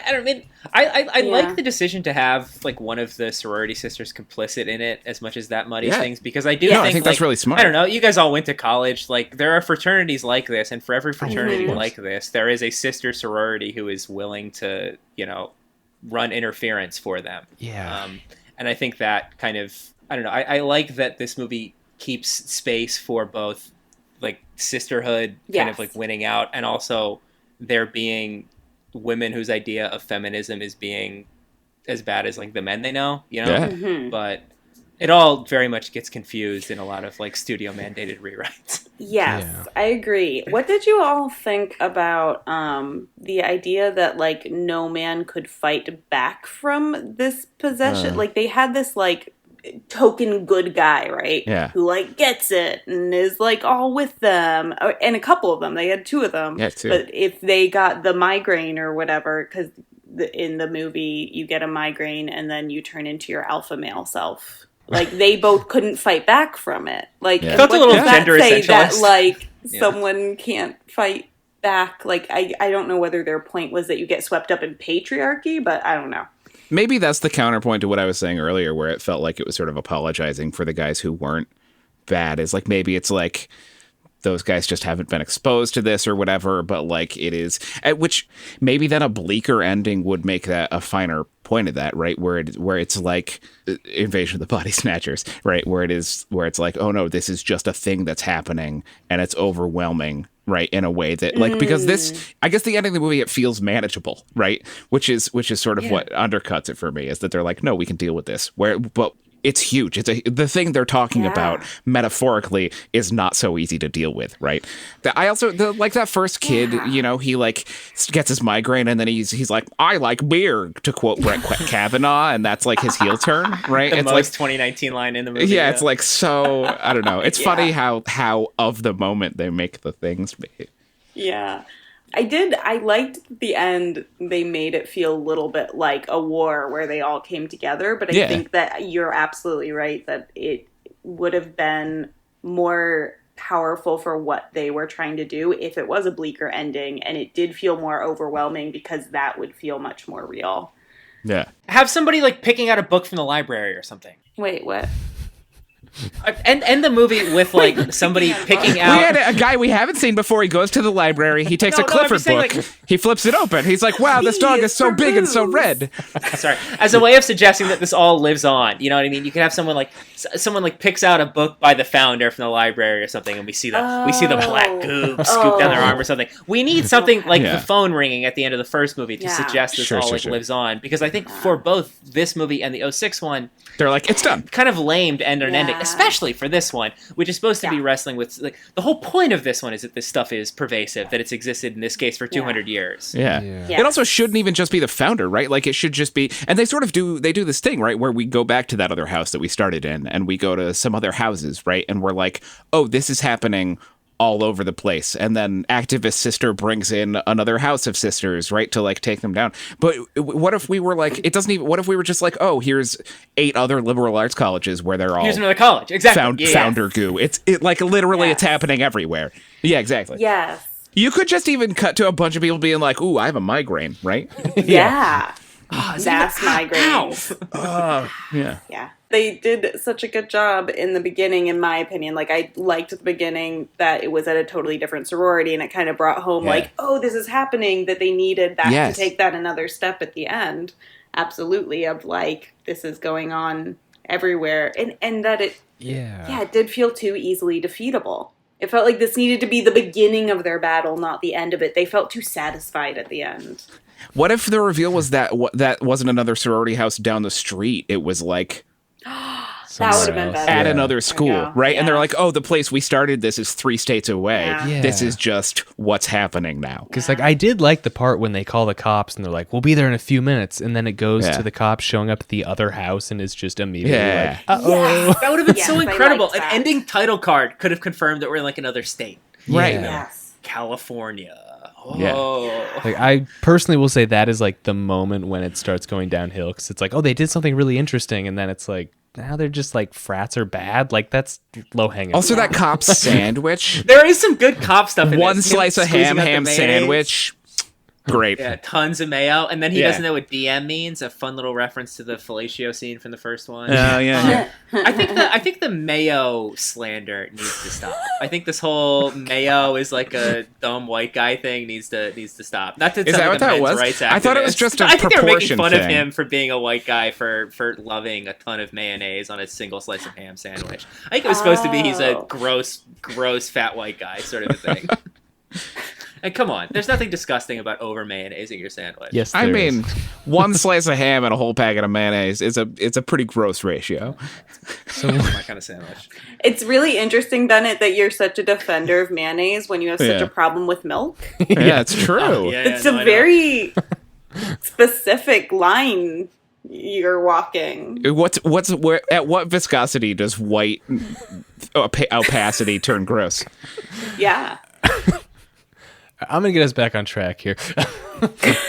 So, I think one thing about the original Black Christmas is that last phone ringing is so scary, because it's just like, oh, he's still out there. Yeah. But one of the focal points of this movie is that all the girls are getting these DMs from an account claiming to be the Calvin Hawthorne, I believe is his Nathaniel name. Hawthorne. Nathaniel Hawthorne.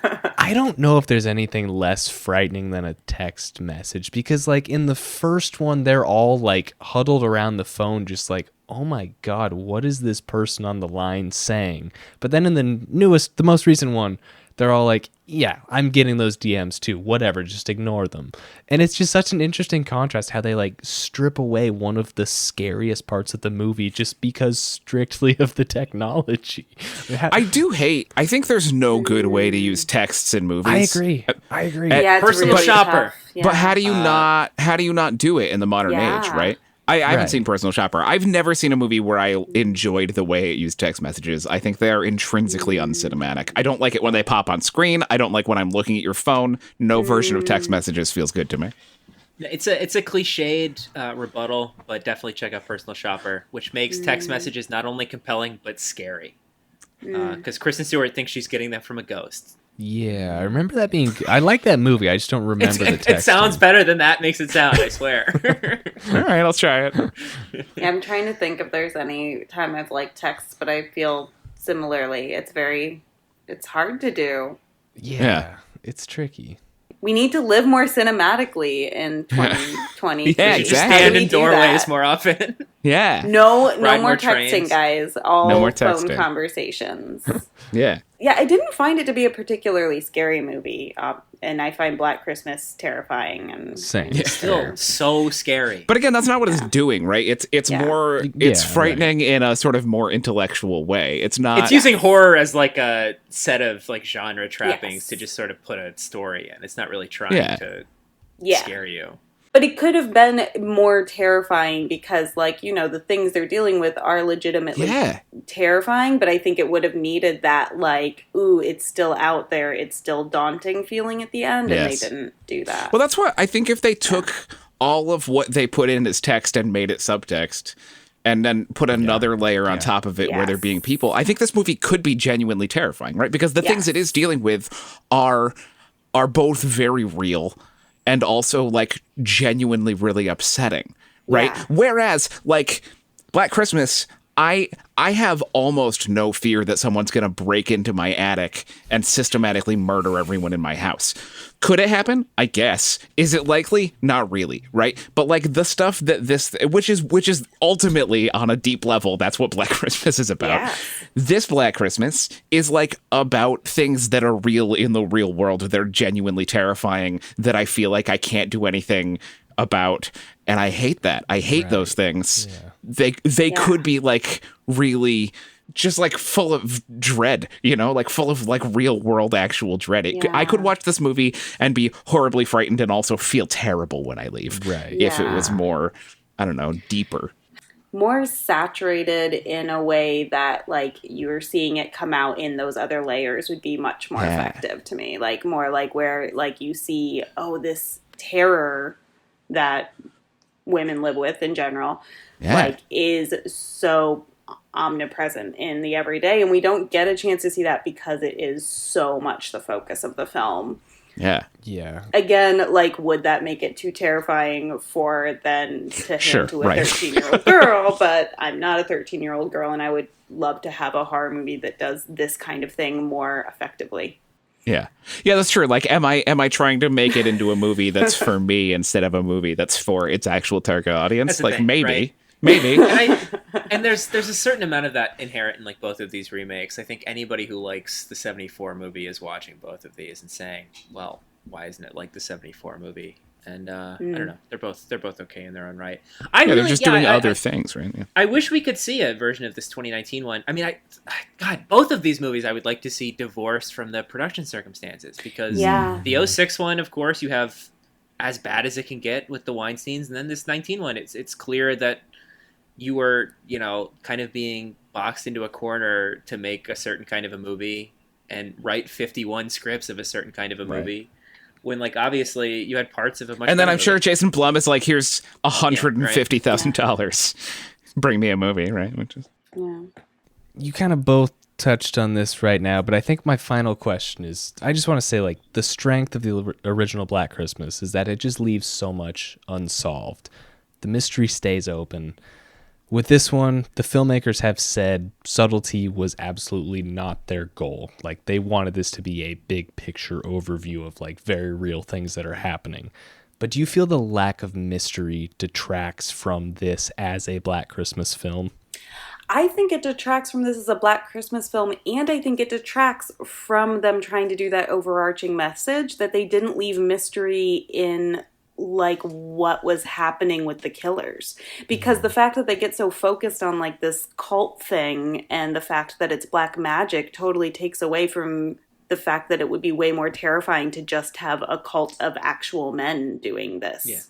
I think one person like Billy is a whole lot scarier than a frat, personally, because, like, frats are just kind of goofy, if you ask me. Like, I don't know, but just knowing, like, one person can just kind of snap like that and just like, that is just so unsettling to me. And or a person like Peter, for that matter. Peter too. I think he's ultimately a little bit more unsettling than, like, a bunch of frat bros, even though they're as real and, like, as, you know, potentially, like, violent an entity, but right, like, they've earned their reputation. In my life, like, I've personally known more Peter types. I also think a lot of people who are a little bit awful is a lot more likely. It's like a thing you run across rather than one person who's like completely bonkers insane, you know? That's why so it's so in scary. in that way, I think the other one is scary because I'm more afraid of things that I think could happen, I guess, in a movie, right? Like a home invader movie to me is scarier than like a monster movie because I'm like, I don't believe in monster.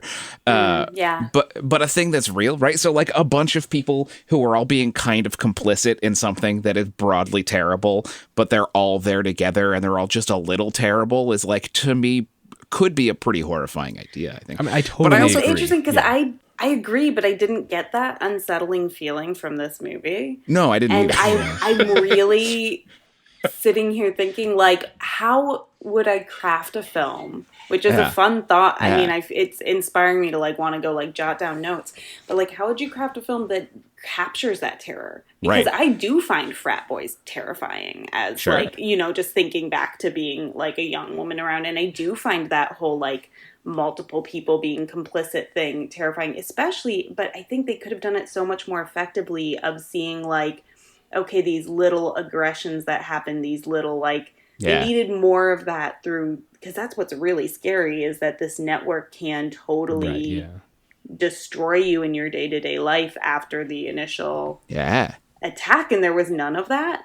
And it's like, how would you build a horror movie around, like, really focusing on that part of the terror? Like, that whole, like, a lot of people being a little bit horrible can be more terrifying. Yeah.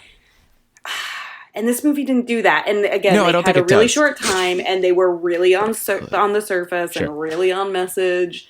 But now I want a different movie.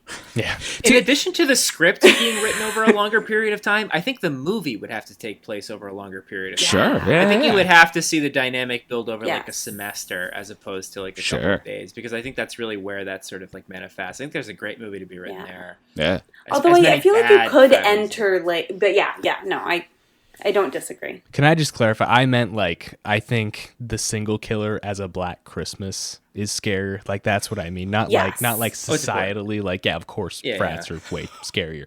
But I mean, like, as a Black Christmas movie, like, as a character in a movie. I don't want that to be misconstrued. I only find the original scary. I'll say it that way, and that's the single killer and such. Same. Yeah, as the only one of these is like a really great Black Christmas movie, I think. Yes. But broadly, I think this is I think this is part of what you were asking about. I think broadly, answers are never scary, right? Questions can be scary. They're not intrinsically, but they can be. But answers, never scary. Answers are comforting. That's what they do. Yeah. They can be upsetting, but even the most upsetting answer is comforting in the fact that it's an answer to a question. Yeah, exactly. There's no more blank space, So the more information, the more you're Absolutely. like, we're going to give you answers to all of this, then you're like, okay, well, all right, great, I guess we're done. Yeah. Thanks. Yeah, I remember thinking that watching the 06 movie, I was like, oh, I feel like they're really trying to comfort me through this whole film. Yeah. Like, it's They're okay, like, don't worry we about got it. you. We'll tell you what's There are going on. extenuating circumstances here, right? Whereas like Billy in the first one, to your point, Craig, is anybody, is genuinely anybody. Yeah. There's no answer. Well, he's you. I mean, you're watching point of view for most of the time. Right? And not knowing his motivation. The royal you. Yeah. Royally. I have, this is my spin-off question from your Craig question, because I wrote a note to myself while I was watching this last one where I was like, why is it a Black Christmas movie, right? And I was like, what is the benefit to the film or the filmmakers, or like culturally, or to the audience or to us, to make it Black Christmas 2019 as opposed to whatever else you would title it, right? Or 2006, like what because I guess to some degree there's like, some people will go see it if you call it Black Christmas that maybe wouldn't if you called it something else. But surely there's more to it. That can't be the only. Maybe I'm being too uncynical, but that can't be the only reason to make your movie a Black Christmas as opposed to some other thing. I think this movie would have been stronger as its own thing. Like, I think almost every remake would be. Right, but use Christmas Break as the starting point. Like, yeah, the whole sorority's breaking out. Like, people are going It would be a better movie if it was called Christmas Break. Yeah. I mean, yeah. Christmas Breakdown. Yeah. Christmas breakdown of society. Yeah. We are running long. I'm just going to say, does anyone have any final thoughts on this movie before we close out? Tweet me your answers to my question. I want to know why people make remakes instead of new movies. Jim, I'm going to warn you, you don't want tweets about this movie. Nobody tweets me anyway. It's fine. Twitter won't exist by the time this goes out. So. My question to the listeners, what is your favorite fake quotation that has ever opened a movie? I think this one might be mine. I really liked that. I remember when I saw this, I was like, wow, all right. What is it? What was it? How many movies have fake quotations? I can think of Werner Herzog Kuwait, literally. And the Werner Herzog's Kuwait movie opens with a fake quote. It's like a silent movie, basically, right? That's like all short. It's just like oil fields and stuff. Yeah. Is it a Ricky Bobby that it opens with the fake quote? Ricky Bobby. Oh no, it's that one. Yeah. Sorry, it's not Step Brothers. It's Talladega Nights opens with like a fake Eleanor Roosevelt quote, like "I love speed" or something. But no, this one opens with like the founder of the college saying like, "Man is capable of incredible things if he puts his mind to it," or something like that. I do wish it had just been a secret society and like Carrie Elways was carrying the torch, and it was just like these dudes were awful and they subjugated women, and sometimes if women couldn't be subjugated, they murdered them, and it was just an underground group. Why bring black slime into it? All of this stuff is scary, and it makes sense at any time of the year. Make it the end of the year. Make it like they're about to, I have no idea how rushing frats works. I don't know when the people are inducted. Make it whatever time of the year people are inducted. Yeah, I don't know. Yeah. This will surprise our listeners. I was not true. The only thing that was Christmassy was the song. Yeah, exactly. Which is just, it seemed like a Mean Girls reference or something. Like, I don't think people really do performances like this all the time. I mean, it was very much a Mean Girls reference. Yeah. Their outfits were the same outfits they were. It felt like a Mean Girls reference, yeah. Yeah. I think it's safe to say we're all picking Black Christmas as the top one. I do want to get your thoughts. No, the 06 one. Sorry, Snow, I misread you. I do want to get your thoughts comparing the 2006 and 2019 version, though. Does anyone want to volunteer to go first? I would definitely choose the 2019 version. I hated the 06 one. I get that it did have some like stronger, bolder tone choices, but the over explaining to death I just was like so bored. Yeah. I felt like it just was holding my hand too much, and I really didn't want to be holding hands with it. Yeah, that's I think it depends on how superficial you are. Like the 2006 one looks like there's money behind it, right? There's a lot of things about it that look sort of traditionally cinematic. Plus, that guy's so yellow. And the 2019 one feels like it was made fast and cheap. And so I think some people struggle with that. So if that's going to be an additional turnoff for you, then like maybe watch 2006. But for me, overall, 2019 was an easier ride, even though I thought it was clumsy. Bennett, I think I know where you're going. I agree. Folks, I'm gonna have to go with my gut here. I'm gonna have to dance with the one who brung me, and I'm gonna have to say the 2006 one wins for me. Yeah, just because it goes for it, The 2019 one feels like a compromised film in more respects than the 2006 one does. As much as the 2006 one is clearly cut to shit and clearly has a lot of stuff that the filmmakers didn't want in there, there's also so many decisions made that clearly were decisions. As much as like I think the politics of the 2019 one are obviously much more admirable than anything about the 2006 one. Yeah, I don't know. I like the aesthetic commitment of the 06 one. It's such a garish, ugly, horrible movie that you can't not kind of appreciate it a little bit. Although I think my 3-star rating is a little overrated. Yeah, probably. I do think mine is the best, though, because I just want you to take this all to heart, because cowards always win. Jim, you're our heroic coward. 74. Yeah, I'll say I didn't really find anything to latch onto in the 2006 version. It just, I don't know. That's just not my type of horror movie where it's like just kind of, ooh, gross for being gross. Like, I'll take a movie that's trying to say something over just like, we're going to make you squirm any day. Like, it's just, I don't know. I think, I think years of watching American Horror Story and the Saw sequels really sowed in me an appreciation for that impulse. Bennett, we didn't even mention that there's a character from Saw in this one. Wait, is there a crossover? No, I think the 06 Black Christmas is clearly born from a culture that made the Saw movies possible. No, but wasn't the professor in the 2019 one, isn't he the first Saw victim? Carrie Elwes? Yeah, Carrie Elwes. Dr. Lawrence Gordon, who is, of course, Saw's accomplice, as is revealed in the 3D Saw. He was in it all along. Wait, what? Sorry to spoil 7 Saw movies. I am never going to watch the Saw movies. Correct, Snow. Ever. I saw part of one and I was like, no, just no, like... y'all have it. Just read what Bennett wrote. You should watch one of the YouTube videos where they explain the plot. Explain the plot could basically do as much for you as the films. I mean, I know like bits of the premise, but yeah. That's all you need. Because how do you not? Yeah. I'm really glad we did this episode because these are 3 very interesting movies for very different reasons. And yeah, I think we squeezed a lot of juice out of these oranges. Yeah, no, definitely. I mean, I did not think we'd still be talking past 1 a.m. Eastern time. Sorry. I apologize to both of you. Yeah. It's my fault. I kept interrupting you, but Jim. It is your fault. You're a coward and everything's your fault. Yeah. Merry That's what my Christmas, tattoo Jim. says. I mean, I do think these are 3 interesting movies to watch, especially if you don't have anything planned to watch. See what you think. I mean... Yeah, if you've got an open Christmas Eve. Yeah. Go for it. Yeah. But thank you all for joining. I mean, it's always great seeing all of you. But yeah, we got a little more of Christmas horror coming this year to Split Tooth, so stay tuned for that. Bennett, Jim, Snow, thank you all for joining and talking about these movies. We'll do some more episodes soon. We're due. All right. Well, happy holidays to all the listeners. Merry creepy Christmas. Hey. Happy holidays, everybody. I only like good movies.